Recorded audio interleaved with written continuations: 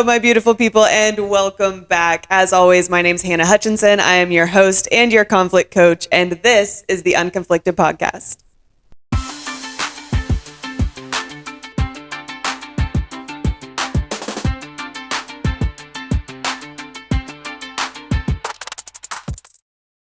I'm actually so excited for this episode because one of the number one things you guys asked me for in the hiatus between podcasts is a Q&A.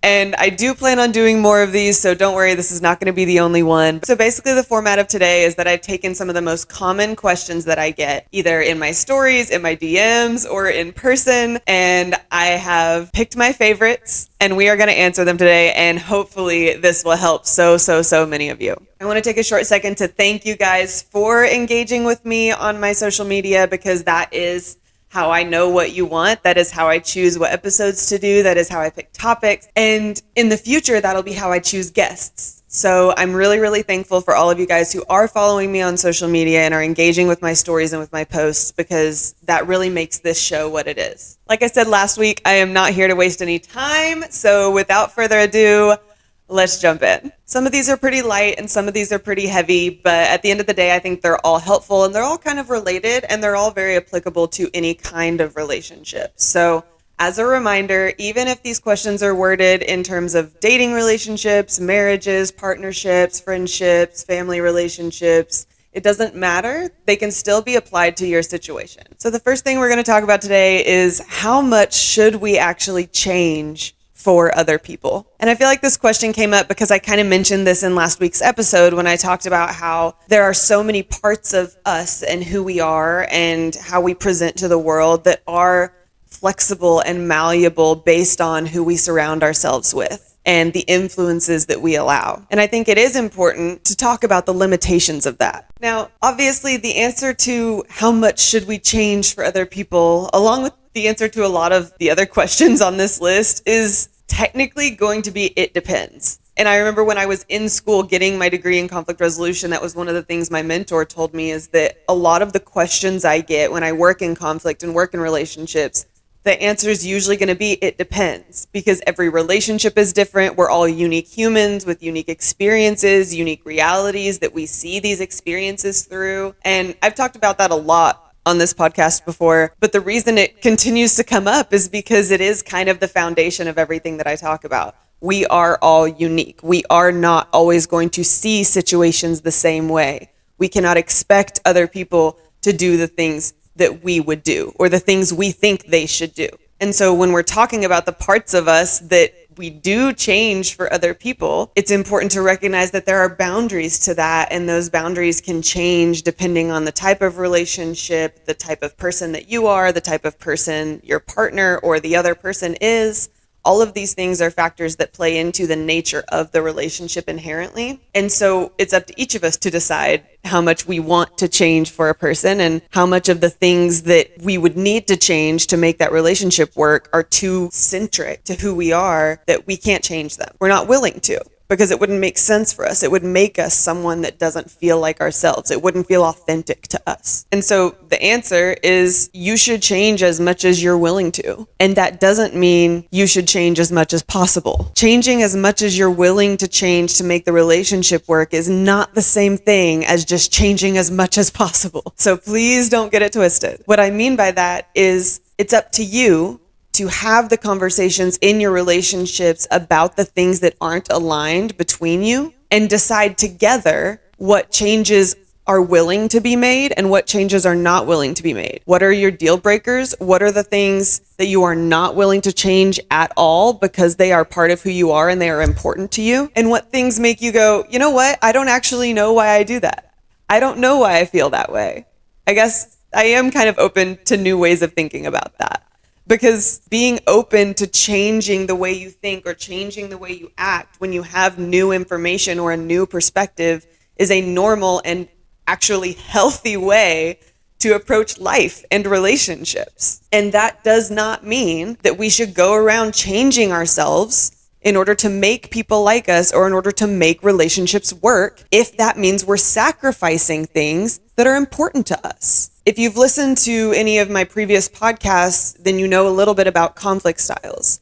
And compromise is one of the conflict styles, and so often we learn that compromise is the best case scenario because at least it's fair. And while fairness is important, fairness isn't always possible. And if we are so set on just being right or just getting what we want without thinking about why we want it or what we are actually wanting, then we're not going to actually get anywhere. And so what I tell people about compromise is that it is a really amazing and effective backup plan if collaboration isn't possible. Collaboration involves having these conversations, figuring out what is aligned and what isn't aligned, what matches, what's a mismatch, figuring out which of those mismatches are actually potential destructors of the relationship, and then figuring out what shifts need to be made in order to prevent those things from causing problems. That's the change that I'm talking about. That's the change that's going to make or break the relationship. And if it breaks it, that's okay. But if it destroys it piece by piece because you're unwilling to acknowledge the fact that it is incompatible,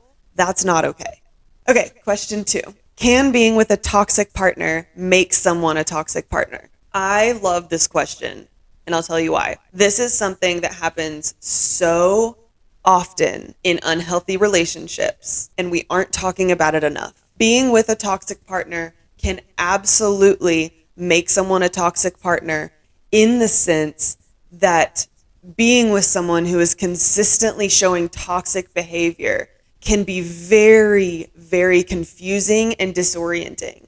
And confusion and disorientation are actual torture techniques. Those are things that really, really scramble the mind and are proven to bring out the worst behaviors and the worst mentalities in people. And so when you're in a relationship that is constantly flooded with toxic behavior, manipulation, gaslighting, confusion, back and forth, love bombing, all of these things play into the mentality that the partner then has about the relationship and about their safety, emotional safety with that person or in that household. And I won't go into the entire hierarchy of needs, but when our base level needs are not met, we go into fight or flight. And when we are in fight or flight, that does not excuse bad behavior, but it does often create bad behavior. And so when you follow that cycle, you can see how a toxic partner can create a toxic partner, but it's not that the behavior is just rubbing off on them. It is an actual psychological process that that partner goes through that makes them retaliate in a way that is self-preservation. Their nervous system feels unsafe and unsure, and that impacts self-trust. So then they can't trust their reality. They can't trust the decisions they want to make. They can't trust the times they want to speak up for themselves. They can't trust that there's going to be a resolution. They can't trust that there is a possible exit or way forward. And that's where the stuck feeling comes from. And that's what keeps people stuck in toxic relationships and behaving in a toxic way. And so a lot of times especially when these fights or these feuds with celebrities are public and people start having this commentary on who's right, who's wrong, who's in the right, who's in the wrong, at the end of the day, we may never actually know what started it. All we are seeing is the snowball effect of bad behavior causing bad behavior, causing bad behavior, causing bad behavior. Because even the person who started the bad behavior in the first place, we can say it's their fault, we can blame them, but at the end of the day, the same effect can be had on them once the partner starts showing the toxic behavior. It just goes back and forth and it's a toxic cycle. And that's why a lot of times the only way to break that cycle is to separate. And that doesn't necessarily mean separate permanently. Sometimes that just means separate long enough to reset. Cue last week's episode. But I feel like this segues well into the next question, which is, well, actually, it's kind of a summary of a few questions that I got. One of the questions is, when do you know a relationship is no longer worth it? And how do I stop falling for potential? And then another question is, how do I define a lukewarm relationship? And how do I know if I'm in one? And so to me, those questions are similar in that I feel like they can be summarized in like, how do I know if my relationship is stagnant?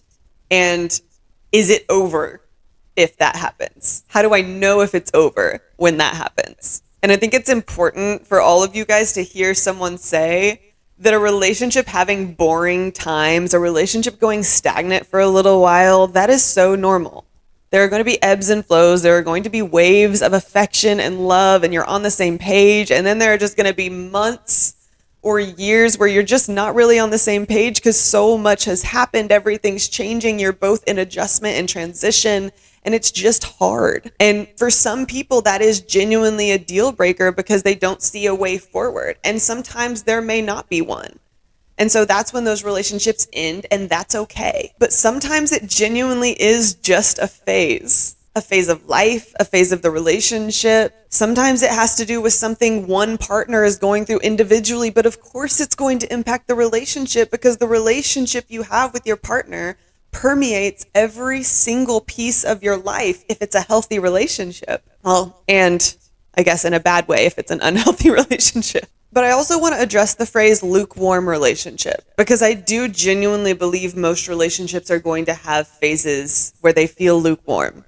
But a lukewarm relationship is a relationship that doesn't have passion, fire, affection, spark, intimacy. And that doesn't just mean sexually, okay? I use these words that a lot of people associate with sexuality, and it does mean a little bit of that too, but it means in all areas of the relationship, emotionally, intellectually, spiritually. There needs to be, in at least some of these areas, a level of passion and fire and intensity that connects you. And if you don't have things that connect you in a way that feels really deep and really powerful, then the relationship is going to feel lukewarm. And I know lukewarm relationships that work, and I know lukewarm relationships that don't work. But some people are just people who need passion, who need fire, who need fun, who need deep connection that lights them up. And when you have that, you know you have that. And when you don't feel that way with your partner, it's okay, but it's also very, very clear. So the second piece of this is, how do I know if that means it's the end? And that is 100% up to you. Again, it depends. Don't hate me. But what I can tell you is that if you have a clear enough idea of the relationship that you want, if you've thought about it enough, if you've journaled about it, if you've talked to your friends about it, if you've got a Pinterest board about it, if your TikTok algorithm knows what it is, you know what you want from a relationship. And one, you're not getting that. Two, you've done things to try to get the relationship to that point. You've communicated your needs. You've talked about what's not working, and you've come at it with a teamwork approach to want to make the relationship actually work for you. And it's still not working, then it probably is an incompatible relationship. And again, I want to remind you guys that all of this stuff goes for partnerships, relationships, but it also goes for family relationships, friendships, roommate relationships, sibling relationships, workplace relationships. It can be applied to all of these things. And the next question is, how do I know if someone is the one? It's kind of on the other side of that. What is it that actually determines whether or not we can be together long term and this is a relationship that could actually go somewhere, right? And the answer is repair. John and Julie Gottman, who have studied love and relationships for literally years on years now, they are the leading experts in love and relationships. And in their research, they proved that the number one indicator of whether or not a relationship could last happily and healthily in the long term is the way they repaired after conflict and during conflict. The partners that approached conflict situations with a teamwork mentality, it's us versus the problem mentality, lasted significantly longer than the couples who approached the problem as a you versus me mentality. And so if the person you're with isn't willing to approach conflict in a productive way, that doesn't mean they're not the one, but it does mean that that is the number one indicator that that relationship isn't going to last long term if they are not willing to get better at the way they handle conflict. And the same goes for you if it's the other way around. Both of these questions, the ones about lukewarm relationships, how do I know if it's time to end the relationship? When do I know if it's no longer worth it? How do I know if it is worth it? All of these things come down to how well you're communicating with your partner. And it's so funny that all of these questions are coming back to communication, because for me, that is very much at the heart of what I do. I call myself a conflict coach. I work in conflict and relationships. That is what my education is in. But my very first degree that I got is in interpersonal communication. And the way we communicate verbally, non-verbally, and intrapersonally, the way we communicate with ourselves and with other people, the way we communicate with people we're comfortable with versus people we're not comfortable with. All of these things are so interesting to me, and it's so cool and validating that you guys have questions about this as well, because these are all of the questions I had that I literally went and got a whole degree to try to get the answers to. I tell people all the time I cope with trauma by gaining information. That's why I got the degrees that I have. And so all that to say, if you are willing to sit down and have open, honest communication with your partner about what's working in the relationship, what the things might be that could come in between you, and how to prevent those things, what precautions are you going to take? Where are you going to give? Where are they going to give?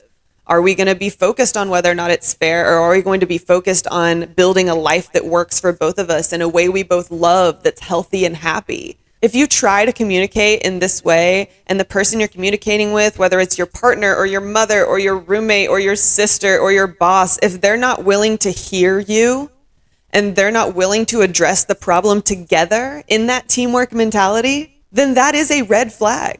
That is information for you, and that should tell you where your next boundary should go.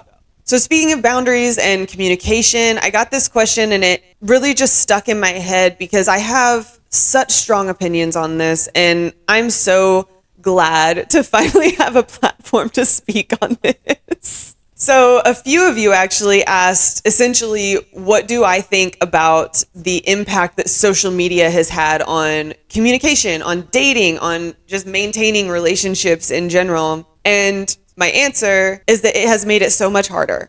And also, it has made it so much easier.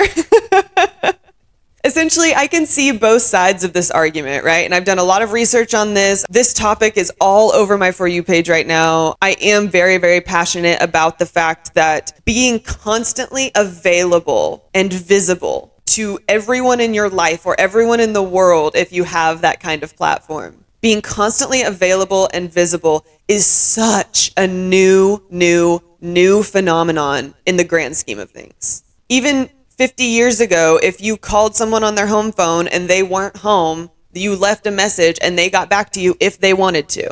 And now we send someone a text, and if they don't answer, we FaceTime them. And it's like, at what point do we get our time?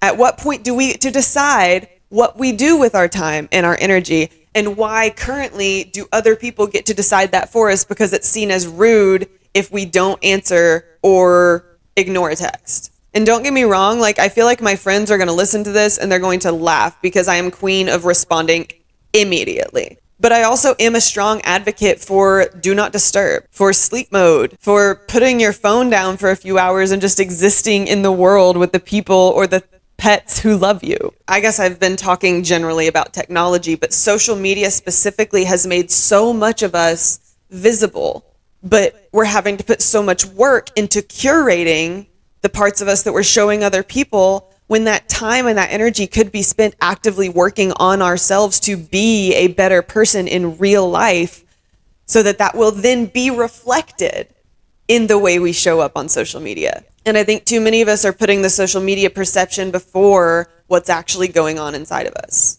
And so then when we start trying to build relationships, and then there's social media involved and there's expectations. With social media, you need to be putting me on your story. Why am I not in your profile picture? Why is your Snapchat score still going up? Why did I see this app on your phone? Why do you follow her? Why did you like that? All of these things are just playing into the insecurity that we can't do anything right because we're always being visible and perceived. And don't get me wrong, you should always do the right thing. You should always be a good, respectable person and partner, regardless of whether or not people are watching. But so many people do have a genuine fear and anxiety of the constant perception of being on social media, but they're on it anyway, because at this point, who's not on social media, right? But a lot of times the people who take breaks from social media, the people who are like, no, I'm taking a hiatus, it's just not healthy for me, or the people who unfollow all the celebrities because they just don't want to do the comparison game anymore. The people who go, you know what? I don't care if my man has social media. I don't care if he posts me. I don't care what happens. It's whatever. We got our own pages. We can do what we want with them. As long as he's not being disrespectful, we're good. That's the mentality that's going to protect your relationship in the era of social media. But if you have that anxiety, it doesn't mean something's wrong with you. It just means that the world we live in has really severely impacted the way you see relationships and the expectations you have.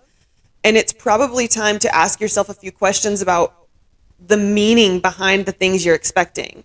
What is it you're gaining from someone posting you on their story?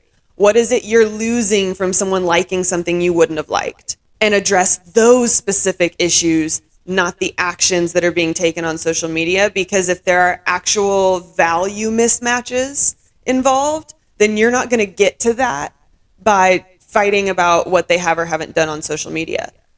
And so I think a lot of times it becomes a distraction, almost like a red herring, because we're fighting about social media, but we're really fighting about is the way someone's showing up for us, whether or not we feel like someone's proud of us, our security on whether or not we are the only person they've chosen, and obviously so many other things. And so when we start fighting about the thing that doesn't matter instead of the things that are actually really bothering us, but we're labeling them as something else, that's what's keeping us from actually getting to a resolution and making progress in the relationship.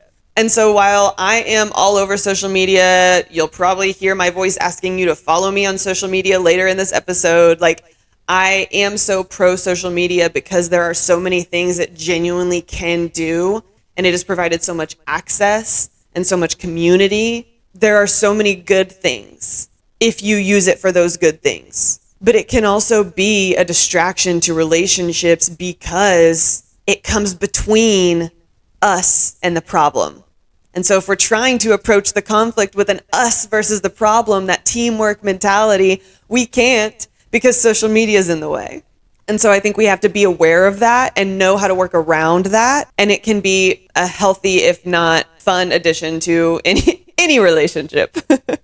And before I close this episode out, I also wanted to answer a couple questions you guys had about like what it is that I do and how to move forward with the information that I give you. So one of you guys said, I took the conflict quiz and the compatibility quiz. I know my attachment style and my personality type, which is already more than most people. So major props for that.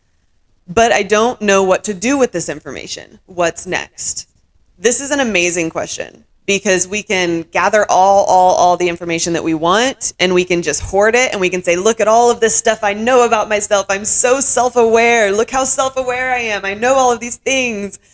But if we don't know what behavior to apply that information to, then nothing about us changes. We're just the same person. We just know how to label ourselves better, which again is helpful. Don't get me wrong. That is helpful to know the actual words and the language to use for the things that you do and the behaviors and patterns and habits that you have. But if you don't know what it says about the behaviors that need to change and the ways that you can grow and become better, then the information really isn't doing anything for you. It's more of a trophy at that point.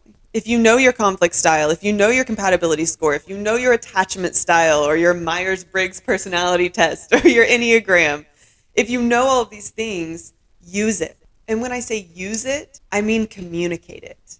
What's the point of having the language to talk about the things that are going on inside of you, your motivations for what you do, if you're not actually willing to communicate it to people? So when you can tell that someone doesn't understand what's going on, when you can tell that there's a conflict brewing because you're not on the same page with someone, when you're dating or finding a roommate and you're trying to figure out whether or not you're aligned, use this information to determine whether or not these people that are in your life or are potentially in your life are actually people that you're compatible with. And like I said at the beginning, the way you approach these conversations or the specific things that you are going to need to do based on what your type is or what your weaknesses are or what your results are, all of those things are going to depend on you and your life and your relationships and your influences.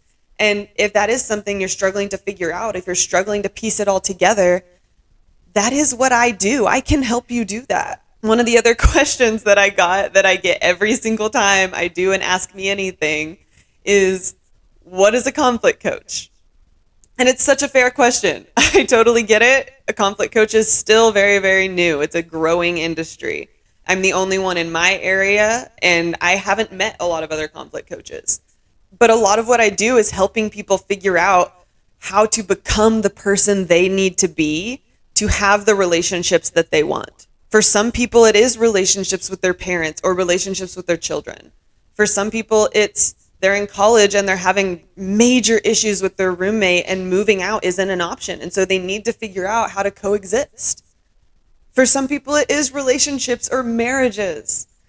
For some people, it's siblings. For some people, it's someone they work with that they can't quit their job. They can't move to a new place. They can't get out of the situation. So they have to learn how to exist amicably in a way that's productive. All of these things are in my realm of expertise, and I do them in all different capacities. I work one-on-one with people. I do speaking engagements, teamwork trainings. I work with teenagers all the way up to executives.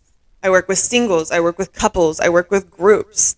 Obviously, I have pre-made offerings, and these are the things that I do regularly. But one of the things I'm most proud of is my ability to listen to what you need and fill those gaps for you. Figure out what is actually going to take you to the next level and set you up for a life that has healthy, happy relationships with the people you genuinely care about. And also with the people you don't really care about that much, but have to coexist with. And that can take so many shapes and forms. Sometimes the answer just has to be, it depends. But you can always reach out to me and we can figure out a way for us to work together and figure out what's next for you and figure out how I can help you move forward. And I am always, always, always open to those conversations. With that, I might as well jump into the closing.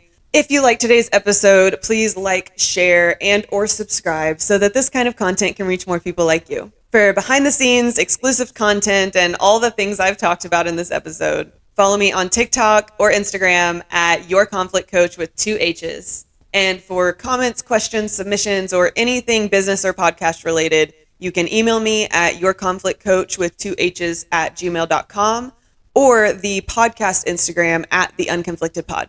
And as a final reminder, this podcast is for educational and entertainment purposes only, which means it should not be substituted for any kind of therapy or legal or medical advice. And as always, any sources or references that I mentioned will be available in the show notes, wherever you're watching or listening. I love all of you beautiful people so much. And as always, I am Hannah, your host and your conflict coach. And I will see you next week on the Unconflicted Podcast. Bye.